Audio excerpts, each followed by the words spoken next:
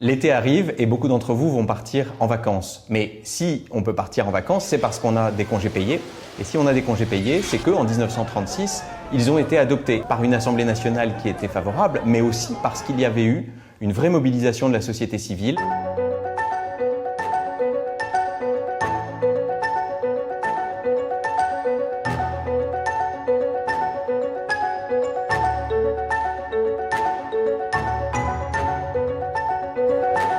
Il faut bien voir qu'auparavant, la tradition diplomatique, c'était d'être entre soi, c'est-à-dire entre gouvernants. Pensez au Congrès de Vienne en 1815 qui clôt toutes les guerres napoléoniennes. Il n'y a pas du tout de société civile, la population n'est pas présente, elle n'est pas consultée. Ça va commencer à changer seulement vers la fin du XXe siècle. Il y a le sommet du G8 à Gênes et là, il y a des grandes violences et on s'aperçoit bien que le contre-sommet qui est organisé fait que les décisions qui sont prises sont en quelque sorte entachées d'illégitimité, parce que on voit bien que la population n'a pas été incluse. Et dans les 20 ans qui suivent, le G7, G8, mais également le G20, qui viendra un peu plus tard, à la fin des années 2000, intègre des représentants de la société civile. Et tout ça aboutit en 2015 à la COP 21, qui est en quelque sorte le modèle, organisé par la France au Bourget. Il y a les officiels, il y a les diplomates, il y a les élus et d'autres, mais il y a aussi des représentants justement de la société civile et qui vont peser beaucoup sur les résultats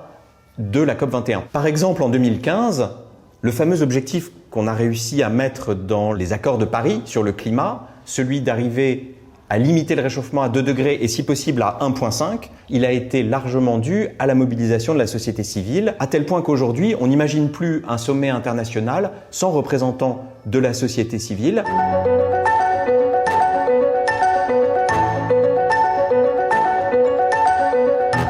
Et ce qu'on a voulu faire au Forum de Paris sur la paix quand on l'a créé en 2018, c'est précisément offrir un cadre aux citoyens pour faire de la politique autrement, c'est-à-dire pour avoir prise sur ces questions globales, climat, numérique, santé et autres. Le Forum a lieu tous les ans au mois de novembre, mais cette année, en plus de ça, nous au Forum, on contribue à un sommet qui est organisé les 22 et 23 juin, qui s'appelle le Sommet pour un nouveau pacte financier et qui porte sur la question de savoir comment est-ce qu'on arrive à financer non seulement l'aide au développement, mais aussi les objectifs climatiques.